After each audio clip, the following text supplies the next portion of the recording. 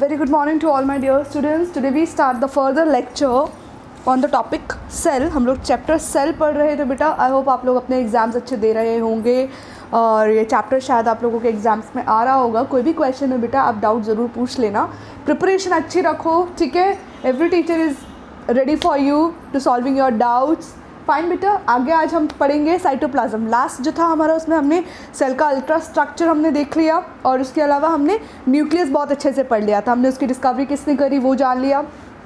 Entire उसका जितने भी लेबलिंग पार्ट्स थे हमने वो सब अच्छे से पढ़ लिए, ठीक है. आज हम देखेंगे साइटोप्लाज्म बेटा. See what is cytoplasm. Cytoplasm is a fluid matrix. क्या है बेटा? Fluid matrix. जिस तरीके से पर्टिकुलर आप एक एलोवेरा को जब आप कट करोगे तो आप कट करने के बाद में आपको उसके अंदर क्या दिखेगा? एक जेली लाइक सब्सटेंस आपको दिखेगा, ठीक है. तो आप ये मानकर चलो कि एलोवेरा की जो लीफ है वो आउटर कवरिंग है उसकी सेल वॉल, उसके बाद उसकी सेल मेम्ब्रेन और इनर जो भी जेली लाइक सब्सटेंस है वो उसका साइटोप्लाज्म है, ठीक है. हम उसको एक सेल मानकर चलते हैं. क्लियर बेटा?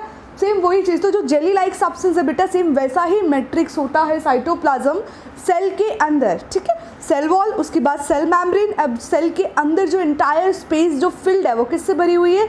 जेली लाइक सब्सटेंस से, which is also called as fluid matrix, ठीक है. जो कि क्वासी फ्लूइड होता है. Quasi fluid in the sense बेटा ना बहुत ज़्यादा सॉलिड ना बहुत ज़्यादा लिक्विड, ठीक है. एकदम जेली लाइक सब्सटेंस. जिस तरह से जेल होती है, ठीक है. अब वो जेल चाहे कैसी भी हो, चाहे किसान जैम वाली हो जो हम ब्रेड रोल के ऊपर लगा के खाते हैं, या फिर जो बॉयज़ बेसिकली आप लोग हेयर पे यूज़ करते होंगे सेट वेट जेल वगैरह. तो इस तरीके का जो सब्सटेंस होता है बेटा उसको क्वासी फ्लूइड कहते हैं. तो सेम उसी तरीके का सब्सटेंस सेल के अंदर प्रेजेंट होता है, which is called as a cytoplasm, which was basically discovered by Kolliker in 1862, ठीक है.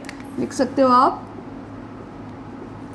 कॉलिकर बहुत इंपॉर्टेंट है, याद रखना है. तो Kolliker was the first person who discovered cytoplasm. उन्होंने देखा कि सेल के अंदर एक मैट्रिक्स भरा होता है जो अपने आप में लिविंग बायोमॉलिक्यूल्स का फॉर्मेशन है. उसी की वजह से लाइफ एग्जिस्ट हुई है. साइटोप्लाज्म के अंदर जितने भी ये फाइब्रस प्रोटीन्स जो भी आपको मैं बताने वाली हूँ, जो साइटोस्केलेटन मतलब सेल को बनाने में हेल्प करते हैं, वो सब के सब लिविंग बायोमॉलिक्यूल्स हैं बेटा. जो आपको फर्दर आगे के क्लासेस में आपको पढ़ने को जानने को मिलेगा कि लिविंग मॉलिक्यूल्स क्या हैं. क्योंकि जब अर्थ की स्टार्टिंग हुई थी तब अर्थ पर किस तरीके से लाइफ की स्टार्टिंग हुई थी, तब अमोनिया हाइड्रोजन वगैरह जो थे, कार्बन डाइऑक्साइड कार्बन ऑक्सीजन वगैरह जो प्रेजेंट थे, इन सब का मिक्सचर, इन सब का केमिकल रिएक्शन, यूरिया, ये सब क्या थे? लिविंग मॉलिक्यूल्स जिनकी वजह से लाइफ स्टार्ट हुई थी बेटा, ठीक है. तो वो सारे सब्सटेंसेस पाए जाते हैं हमारे साइटोप्लाज्म में. Fine. Cytoplasm is basically divided into two parts. मतलब साइटोप्लाज्म दो तरीके के सब्सटेंस से मिलकर बना है. कौन कौन से? एक तो साइटोसोल और एक ट्रोफोप्लाज्म. फाइन. अगर आपको याद हो तो मैंने जब फ्लो चार्ट आप लोगों को बताया था तब उसमें बताया था ना, cytoplasm is divided into trophoplasm and hyaloplasm. Fine. Hyaloplasm के अंदर जितने भी सेल ऑर्गेनल्स वगैरह हैं, it is also called as cytosol, ठीक है. मतलब सेल के साइटोप्लाज्म में जो वाटर सब्सटेंस है 99 जो 90% है वो क्या है उसके अंदर? 90 से 99% क्या है? वाटर है, ठीक है. किसके अंदर? साइटोप्लाज्म के अंदर. और उसके अलावा rest of the substance like salts हैं, प्रोटीन्स हैं, एर्गास्टिक बॉडीज़ हैं, ऑर्गेनल्स हैं. Organelles in the sense endoplasmic reticulum हो गया और गोल्गी बॉडी हो गया, लाइसोसोम्स हो गए, राइबोसोम्स हो गए, माइटोकॉन्ड्रिया हो गया, प्लास्टिड हो गया, वो सारे के सारे. तो इन सब का मिक्सचर है जो कि कहाँ प्रेजेंट है? साइटोप्लाज्म के अंदर प्रेजेंट है, ठीक है. तो साइटोसोल फाइब्रस प्रोटीन्स कंटेन करके रखता है बेटा, जो कि हेल्प करता है साइटोस्केलेटन के फॉर्मेशन में. साइटोस्केलेटन वर्ड में ही समझ आ रहा है. स्केलेटन मतलब स्ट्रक्चर, ठीक है, और साइटो मतलब सेल का. तो जिस तरह से हमारी बॉडी को स्ट्रक्चर स्केलेटन की वजह से मिल रही है, हमारा बॉडी का जो पॉस्चर है, ठीक है, चाहे वो पर्टिकुलर कोई सा भी स्पीसीज़ आप ले लो, उस पर्टिकुलर स्पीशीज़ को उसका जो पॉस्चर जो बॉडी शेप मिल रहा है वो स्केलेटन की वजह से मिल रहा है. अगर स्केलेटन हटा ली जाए तो क्या रहेगा? स्किन रहेगी और स्किन का कोई शेप नहीं होता, ठीक है. इसीलिए जो पर्टिकुलर जो सेल है बेटा, हमने वेरियस शेप्स की सेल्स देखी थी. हमने स्पिंडल शेप देखी, हमने न्यूरन फाइबर्स देखे, हमने एडिपोज की फैटी सेल्स देखी, एग सेल्स देखा, स्पर्म सेल. सबका साइज़ अलग है, सबका शेप अलग है. शेप क्यों? क्योंकि जो उसके अंदर जो फाइब्रस प्रोटीन्स पाए जाते हैं वो बेटा उनको शेप देते हैं अलग अलग प्रकार के. तो साइटोस्केलेटन मतलब सेल का स्केलेटन, सेल की शेप, फाइन। तो वो किसकी वजह से बनती है? प्रोटीन की वजह से बनती है। क्लियर बेटा? और जो दूसरा पार्ट है उसके अंदर ट्रोफोप्लाज्म बेटा, उसके अंदर living and non living substances present होते हैं। अभी लिविंग सब्सटेंसेस में क्या है? सेल ऑर्गेनल्स बता दिए, या फिर प्रोटोप्लाज्मिक इंक्लूजन्स। प्रोटोप्लाज्मिक इंक्लूजन्स मतलब प्रोटोप्लाज्मिक आयोनिक बॉडीज जैसे कि सॉल्ट्स वगैरह, फर्दर सॉल्ट्स वगैरह, और सेल ऑर्गेनल्स जैसे कि एंडोप्लाज्मिक रेटिकुलम, गोल्गी बॉडी, ये सारे के सारे। नॉन लिविंग सब्सटेंसेस मतलब एर्गास्टिक बॉडीज़ बेटा, वो बॉडीज़ जो लिविंग नहीं कही जा सकती, जैसे कि मैक्रो और माइक्रो न्यूट्रिएंट्स, ठीक है, जो सॉल्ट, जो आयनिक फॉर्म में जो सॉल्ट्स प्रेजेंट होते हैं वो बोला जाता है एर्गास्टिक बॉडीज़ को। या फिर माइक्रो ट्यूब्यूल्स, माइक्रो फिलामेंट्स, जो कि नॉन लिविंग सब्सटेंसेस के बने हुए होते हैं, लिविंग सब्सटेंसेस नहीं होते हैं, ठीक है बेटा। वो दोनों चीज़ें मिलकर साइटोप्लाज्म फॉर्म करती हैं। आगे इसका रोल क्या है बेटा? साइटोप्लाज्म क्योंकि क्वासी फ्लूइड है, और मैंने आपको बताया कि एक सेल से दूसरे सेल के बीच में क्या प्रेजेंट होता है? गैप प्रेजेंट होता है।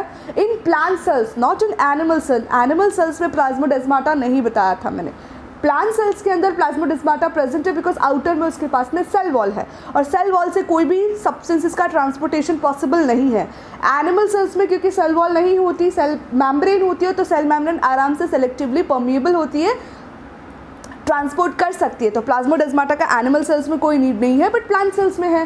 फाइन। तो ये जो साइटोप्लाज्मिक ट्रांसपोर्टेशन होता है, मतलब from one cells, cytoplasm from one cell to cytoplasm of another cell, substances क्या होते हैं? ट्रांसपोर्ट होते हैं।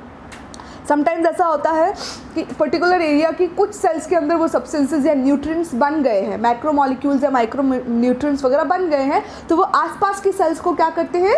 थ्रू दी प्लाज्मोडेस्माटा या थ्रू दी सेल मेम्ब्रेन वो पास करते हैं। तो इसके लिए पास होने के लिए क्या ज़रूरत है? मीडियम का लिक्विड होना या फिर सेमी लिक्विड होना।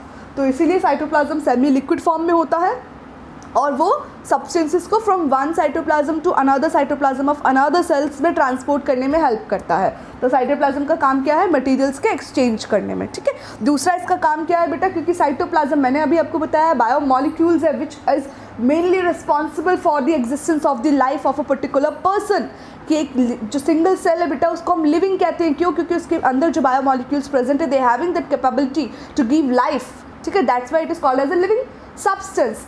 तो क्यों? क्योंकि उसके अंदर चलते हैं केमिकल रिएक्शंस। जब लिविंग सब्सटेंसेस हैं तो उन पर्टिकुलर लिविंग सब्सटेंसेस के अंदर केमिकल रिएक्शंस चलेंगी, मेटाबॉलिक एक्टिविटीज़ चलेगी। माइटोकॉन्ड्रिया के अंदर माइटोकॉन्ड्रियल एक्टिविटीज़ चलती है, क्रेब्स साइकिल चलती है, glycolysis pathway. See this glycolysis pathway कहाँ चल रहा है? साइटोप्लाज्म के अंदर। फैटी एसिड्स का formation, synthesis, complex substance, complex material को सिंपलेस्ट मटेरियल में कन्वर्ट करना, सब कहाँ चलता है बेटा? साइटोप्लाज्म के अंदर ये सारी की सारी रिएक्शंस चलती हैं, ठीक है बेटा। इसलिए it is very important. It is the we can call it as a base of the cell. अगर ये नहीं प्रेजेंट होगा तो मैंने आप लोगों को बताया था एक कंडीशन हो जाती है जिसको हम क्या बोलते हैं?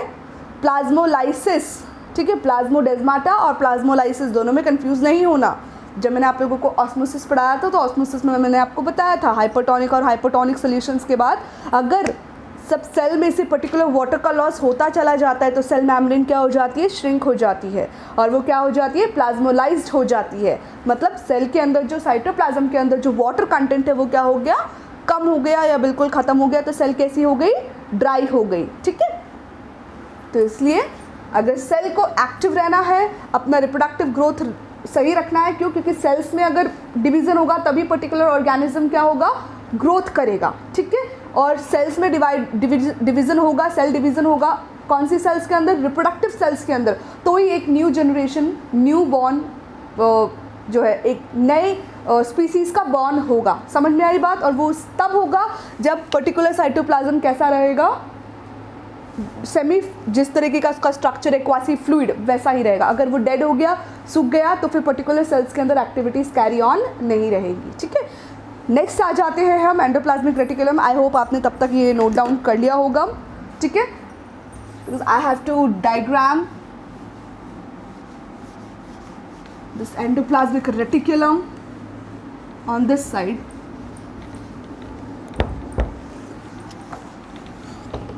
चलो आगे देखते हैं हम एंडोप्लाज्मिक रेटिकुलम बेटा। बहुत ध्यान से देखना है। न्यूक्लियस के दौरान भी मैंने आप लोगों को थोड़ा सा जेस्चर दे दिया था। नाउ दिस इज न्यूक्लियस बेटा, ठीक है। न्यूक्लियस मैं आपको फॉर लास्ट लेक्चर में बहुत अच्छे से समझा चुकी हूँ।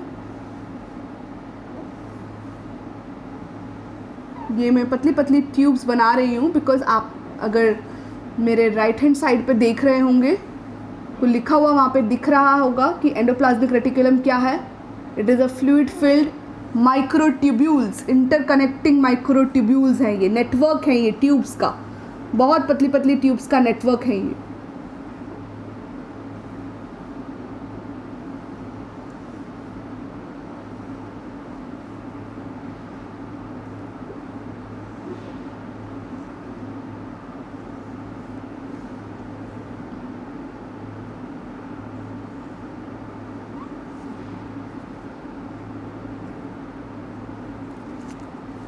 ठीक है बच्चा, बहुत ध्यान से समझना है क्योंकि ये जो चैप्टर है बेटा कंपटीशन के एग्ज़ाम्स में हो चाहे स्कूल एग्ज़ाम्स में हो उसका वेटेज ज़्यादा रहता है। और ये आपके सेल में आपके 9th क्लास में एकदम थोड़ा वास्ट लेवल पे आया हुआ है। 8th तक तो हमने इसको सिर्फ छोटे लेवल तक पढ़ा था कि हाँ ठीक है सेल क्या है, हम समझ गए थे कि हाँ ठीक है ये क्या है, बट अब हमें इसको और बेटर तरीके से समझना है। कंपटीशन में काफ़ी अच्छे अच्छे क्वेश्चंस आते हैं। मैं आप लोगों के साथ में इसकी DPPs भी सॉल्व करवाऊंगी ताकि आप लोगों को क्वेश्चंस का आइडिया मिले बेटा कि इसमें से किस तरीके के क्वेश्चंस बनते हैं। ठीक है बेटा, तो मैंने आप लोगों के सामने 2 कलर्ड मार्कर से डिफरेंट कलर मार्कर से मैंने आप लोगों के सामने ट्यूब्यूल्स बनाई हैं और एक साइड में मैं देखो आप लोगों के ब्लैक कलर के डॉट्स बना रही हूँ जिसको कि राइबोसोम्स बोलते हैं। ये जो राइबोसोम्स हैं ये एंडोप्लाज्मिक रेटिकुलम में जो रफ एंडोप्लाज्मिक रेटिकुलम है उसके ऊपर अटैच रहते हैं, उसकी सरफेस पर अटैच रहते हैं। क्यों अटैच रहते हैं ये भी हम जानेंगे बिकॉज इसका फंक्शन क्या है। Ribosomes are basically called as बेटा प्रोटीन फैक्ट्री, उसको हम प्रोटीन फैक्ट्री बोलते हैं राइबोसोम्स को। ठीक है, क्योंकि राइबोसोम्स हेल्प करता है प्रोटीन के सिंथेसिस में। Now this is smooth endoplasmic reticulum and this side is rough endoplasmic reticulum and this black dots are called as the ribosomes. Clear? चलिए देखते हैं। एंडोप्लाज्मिक रेटिकुलम बेटा सबसे पहले डिस्कवर्ड किया था गार्नियर ने इन 1897। ठीक है, बहुत इंपॉर्टेंट है, याद रखना है आप लोगों को क्योंकि इसको 2 बार देखा गया, इसका टर्म 2 बार दिया गया। गार्नियर ने इसको सबसे पहले देखा था और इसका नाम दिया था एर्गास्टोप्लाज्म। क्या दिया था? एर्गास्टोप्लाज्म्स का नाम दिया था बेटा, ये आपको याद रखना है। ठीक है, Garnier named the ergastoplasm very first time. ठीक है बेटा, और इसके बाद आप देखिए पॉटर एंड क्लॉडे ने फर्दर जब बाद में इसको देखा गया और अच्छे तरीके से, गार्नियर ने इसका नाम दिया था एर्गास्टोप्लाज्म बिकॉज उनको ऐसा लगा था कि ये एक तरीके की प्लाज्मिक बॉडीज़ है साइटोप्लाज्म के अंदर, बहुत सारी फाइन ट्यूब्यूल्स को वो अच्छे से नहीं डिटेक्ट कर पाए थे। उनको ऐसा लगा कि कुछ सेमी सॉलिड सा रीजन है न्यूक्लियस के चारों तरफ, इसलिए उन्होंने उसको प्लाज्मिक मटेरियल बोला, एर्गास्टोप्लाज्म बोला। बट जब फर्दर जब इलेक्ट्रॉन माइक्रोस्कोप का प्रॉपर तरीके से डिस्कवरी हो गई तो पॉटर एंड क्लॉडे ने 1953, इसी कितना गैप आ गया है, उन्होंने उसको अच्छे से देखा और उसको नाम दिया रेटिकुलम। Y reticulum? क्यों? क्योंकि बेटा रेटिकुलम का मतलब होता है नेटवर्क। ये भी आप लिख सकते हैं, so you get the basic knowledge कि भाई ये नाम किस तरीके से आया, क्यों आया, क्योंकि रेटिकुलम का मतलब होता है बेटा नेटवर्क। ठीक है, एक तरीके का जाल। तो जब हम पर्टिकुलर इलेक्ट्रॉन माइक्रोस्कोपिक जब सेल देखेंगे तो आपको सेल में बहुत अच्छे से दिखेगा कि न्यूक्लियस के चारों तरफ जो एंडोप्लाज्मिक रेटिकुलम है इस तरीके से फैला हुआ है कि आपको एक नेटवर्क दिखेगा, कि बहुत थिन थ्रेड्स का फैला हुआ नेटवर्क आपको दिखेगा। दैट्स वाई यहाँ पे लाइन लिखी हुई है, network of fluid filled interconnecting tubules. See जितनी भी ट्यूब्यूल्स है देखो एक दूसरे के साथ कनेक्टेड है। ठीक है, कुछ कनेक्टेड होती है, कुछ कनेक्टेड नहीं होती है। ठीक है, एक दूसरे के इतने पास होती है कि ये हमें इंटरकनेक्टेड दिखती हैं बिकॉज पास होने की वजह से इनके बीच में मेम्ब्रेन प्रेजेंट हो जाती है। क्योंकि काम इनका क्या है, एक दूसरे से एसोसिएटेड है। फाइन बेटा। और इनके अंदर फ्लूइड भरा होता है। ये जो ट्यूब मैंने बनाई है बेटा, ठीक है, इस ट्यूब के अंदर यहाँ पे मैट्रिक्स भरा होता है, फ्लूइड। जिस तरीके से सेल के अंदर साइटोप्लाज्म भरा हुआ है, इसी तरीके से एंडोप्लाज्मिक रेटिकुलम के ट्यूब्यूल्स के अंदर क्या भरा हुआ है, ल्यूमन रीजन, इसको ल्यूमन रीजन कहते हैं, उसमें मैट्रिक्स भरा हुआ है।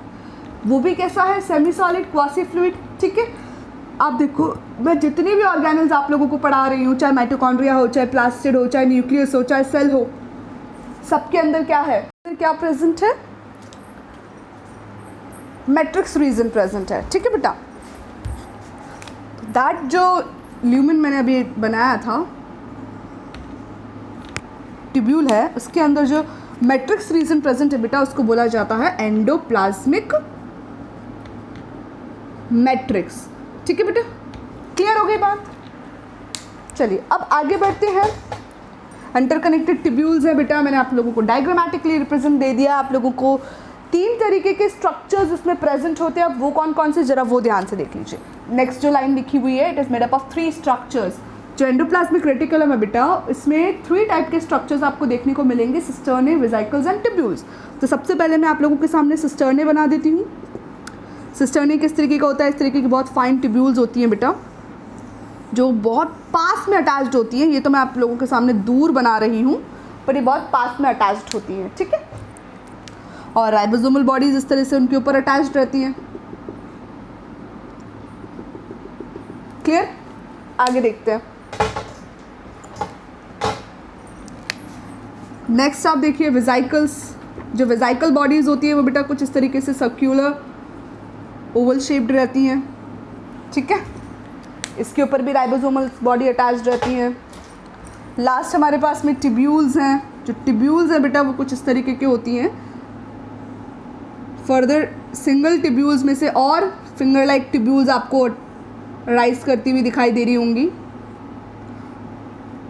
और इसके ऊपर भी राइबोसोमल बॉडीज अटैच्ड रहती हैं। ठीक है, इस तरीके का स्ट्रक्चर प्रेजेंट होता है। 3 टाइप के स्ट्रक्चर्स अगर आप बहुत ध्यान से देखो तो सी रफ एंडोप्लाज्मिक रेटिकुलम बेटा किसका बना हुआ है, it is made up of cisternae and tubules. इन दोनों का कलेक्शन है। यहाँ पे आपको सिस्टर्ने भी दिखाई देगी, इस तरीके की फाइन ट्यूब्यूल्स, और यहाँ पे आपको इस तरीके से सिस्टर्ने, और यहाँ पे आपको ट्यूब्यूल्स भी दिखाई देंगे जिसमें से प्रोजेक्शंस, फर्दर ट्यूब्यूल्स के प्रोजेक्शंस निकले हुए दिखाई दे रहे हैं। फाइन, और इसके ऊपर राइबोसोम्स बॉडी प्रेजेंट है। और स्मूथ एंडोप्लाज्मिक रेटिकुलम में आपको वेसिकल्स और ट्यूब्यूल्स आपको दिखाई देंगे। सी ये वेसिकल बॉडीज मैंने यहाँ पे ड्रॉ कर रखी है, और ये फिंगर लाइक प्रोजेक्शंस के साथ में ट्यूब्यूल्स ड्रॉ कर रखे हैं। ठीक है बेटा, चले आगे बढ़े। अब हम 2 टाइप की rough endoplasmic reticulum is rough endoplasmic reticulum, smooth endoplasmic reticulum. क्यों है ये रफ, क्वेश्चन आप लोगों के माइंड में आ रहा होगा कि रफ एंडोप्लाज्मिक रेटिकुलम रफ क्यों है और वो स्मूथ क्यों है। उसका रीज़न क्या है बेटा, वो देखो आप ध्यान से, उसका भी क्वेश्चन बन के आ जाता है। ये सेल है, ठीक है, और ये न्यूक्लियस है। क्लियर बेटा। अब फर्दर जो कुछ एंडोप्लाज्मिक रेटिकुलम जो फाइन ट्यूब्यूल्स का जो नेटवर्क है, सी मैंने देखो आप न्यूक्लियस के बिल्कुल पास में बना रही हूँ, ठीक है। और जो दूसरा है बेटा वो सेल मेम्ब्रेन के पास में प्रेजेंट होता है, न्यूक्लियस से थोड़ा सा दूर। और किसके पास में आपको ज़्यादा दिखाई दे रहा है नेटवर्क, सेल मेम्ब्रेन के पास में, मतलब पेरिफेरी ऑफ द सेल, ठीक है। अब देखिए इधर न्यूक्लियस क्या करता है बेटा, न्यूक्लियस के अंदर नॉर्मल सी बात है राइबोसोमल आरएनए फॉर्मेशन होती है, किसकी हेल्प की वजह से, प्रोटीन्स की वजह से। फाइन, वो राइबोसोमल आरएनए क्या करेगा, राइबोसोम बॉडीज़ को न्यूक्लियस से बाहर वो रिलीज़ होते हैं। फाइन, अब राइबोसोमल बॉडीज़ बाहर रिलीज हुए, न्यूक्लियस के बाहर गए, ट्रांसपोर्ट किए गए फ्रॉम द न्यूक्लियर पोर, क्या होगा, जो एंडोप्लाज्मिक रेटिकुलम न्यूक्लियस के पास में है तो इसलिए वो वहाँ पे अटैच्ड हो जाते हैं, इसलिए इसको क्या बोलते हैं, रफ बोला जाता है, ठीक है। वो पर्टिकुलर राइबोसोम्स बॉडी, राइबोसोम्स को क्या बोलते हैं, प्रोटीन फैक्ट्री बोलते हैं बेटा। वाई, बिकॉज ये प्रोटीन के फॉर्मेशन में हेल्प करते हैं, सिंथेसिस करते हैं प्रोटीन का। और सेम वही कौन कर रहा है, with the help of the ribosomes these endoplasmic reticulum, rough endoplasmic reticulum synthesize proteins, protein synthesize होगा, वो अगेन साइटोप्लाज्म से कहाँ जाएगा, न्यूक्लियोप्लाज्म के अंदर। अगेन न्यूक्लियस के अंदर जो प्रोटीन गया वो फर्दर हेल्प करेगा राइबोसोमल आरएनए बॉडीज़ के फॉर्मेशन में। फिर फर्दर आरएनए बॉडीज़ राइबोसोम्स को बाहर रिलीज़ करेंगे, ठीक है, और फिर वो राइबोसोम्स वापस से प्रोटीन का सिक्रीशन, फर्दर प्रोटीन वापस से न्यूक्लियस के अंदर। तो इस तरीके से साइकिल क्या है, goes on and on. Clear? तो इसीलिए राइबोसोम्स बॉडी न्यूक्लियस से बाहर रिलीज करी जाती है और वो राइबोसोम्स कहाँ अटैच हो जाते हैं, एंडोप्लाज्मिक रेटिकुलम के ऊपर। और इसलिए हमें न्यूक्लियस के पास में जो नेटवर्क प्रेजेंट है एंडोप्लाज्मिक रेटिकुलम का, वो रफ दिखाई देता है, बट जो न्यूक्लियस से थोड़ा सा दूर और सेल मेम्ब्रेन के पास में है वो लिपिड्स का सिंथेसिस करता है, क्योंकि वहाँ पे राइबोसोमल बॉडीज प्रेजेंट नहीं होते। ठीक है, सेल मेम्ब्रेन पढ़ा था ना हमने, बायोलिपिड लेयर किसकी बनी हुई है, प्रोटीन और लिपिड्स दोनों की। तो सी उसके फॉर्मेशन में ये एंडोप्लाज्मिक रेटिकुलम बहुत इंपॉर्टेंट रोल प्ले करते हैं, क्योंकि यहाँ पे प्रोटीन सिक्रीशन सिंथेसिस और यहाँ से लिपिड का सिंथेसिस दोनों फिर बाद में फर्दर किसका फॉर्मेशन करते हैं, सेल मेम्ब्रेन का। ठीक है बेटा, चले आगे बढ़े। अब हम रोल, नॉर्मल सी बात है, अभी बता दिया आपको कि थ्रेड लाइक स्ट्रक्चर है पूरे सेल में, एंटायर सेल में फैला हुआ रहता है। तो एक फ्रेमवर्क, एक स्ट्रक्चर प्रोवाइड करते हैं सेल को, तो provide supportive framework for the cell, cell membrane को स्ट्रेच करके रखते हैं। इसके अलावा लार्ज सरफेस एरिया प्रोवाइड कर रहे हैं। माइटोकॉन्ड्रिया में भी बताया था, इनर मेम्ब्रेन जो है वो क्या होती है, फोल्ड हो जाती है, जिसकी वजह से लार्ज सरफेस एरिया बढ़ जाता है। सरफेस एरिया ज़्यादा है, directly proportional to surface reactions, metabolic activities. Fine, same यहाँ पे भी ऐसा ही है, ट्यूब्यूल्स सरफेस एरिया ज़्यादा तो मेटाबॉलिक एक्टिविटीज़ भी ज़्यादा। इसके बाद सिंथेसिस मैंने बता दिया आप लोगों को। लिवर की जो सेल्स होती है हमारी बेटा, जो लिवर है लार्जेस्ट ग्लैंड है, टिश्यू है, ठीक है, तो सेल्स की बनी हुई है, उसके सेल्स में जो स्मूथ एंडोप्लाज्मिक रेटिकुलम पाया जाता है बेटा, वो क्या करती है, जो फर्दर ड्रग्स होते हैं या जो हम लेते हैं, जो फर्दर ड्रग्स और समटाइम्स सेल के अंदर मेटाबॉलिक एक्टिविटीज़ चलती है तो कुछ अनवांटेड सब्सटेंस भी फॉर्म हो जाते हैं, तो उन सबको क्या करती है, डिटॉक्सिफाई करती है, रिमूव करती है। फाइन बेटा, तो ड्रग्स को, अनवांटेड सब्सटेंसेस को डिटॉक्सिफाई कौन करेगी, मतलब उसका टॉक्सिक लेवल कौन कम करता है, smooth endoplasmic reticulum in the liver. Okay बेटा, तो ये कुछ चीज़ें हैं जो हमें याद रखनी है। इसके अलावा फर्दर जो है लेक्चर हम नेक्स्ट में आप लोगों के साथ में जो लेक्चर लूँगी उसमें हम गोल्गी बॉडी एक्सप्लेन करेंगे और लाइसोसोम एक्सप्लेन करेंगे। That was the last organelle जो हमारे पास लास्ट टॉपिक बचेगा। अब डिफरेंसेस आप एक बार देख लीजिए रफ एंडोप्लाज्मिक और स्मूथ एंडोप्लाज्मिक रेटिकुलम के अंदर। रफ एंडोप्लाज्मिक रेटिकुलम नॉर्मल सी बात है, सबसे पहला एग्जाम उसका डिफरेंस क्या होगा, they having ribosomes on the surface. Smooth endoplasmic they don't having ribosomes on the surface. इसके बाद rough endoplasmic reticulum present near the nucleus, smooth endoplasmic reticulum present at the periphery of the cell near cell membrane. ठीक है, इसके बाद आप देखो और क्या डिफरेंसेस हम बता सकते हैं, RER formation of cisternae and tubules, SER formation of vesicles and tubules. Fourth difference RER synthesis protein, fifth और SER synthesis lipids fat molecules. तो ये 4 डिफरेंसेस हमने अच्छे से जान लिए। क्वेश्चन आ जाता है स्कूल के एग्जाम्स में, तो आप डिफरेंसेस को भी अच्छे से लिख कर आ सकते हैं। ठीक है बेटा, कोई भी डाउट है फटाफट से मुझे मैसेज करना बेटा। ऐसा नहीं है कि हम ठीक है हाँ आ गया कोई बात नहीं बाद में कर लेंगे, तो फिर लैकिंग हो जाती है बेटा और हम अपने डाउट्स भी भूल जाते हैं। सो इट्स गुड कि डाउट्स को ऑन द टाइम आप मुझे मैसेज करके बता दो, तो मैं आप लोगों को पर्टिकुलरली इंडिविजुअली हर एक बच्चे को अच्छे से समझा दूंगी। तब तक अच्छे से पढ़ो और सेफ रहो।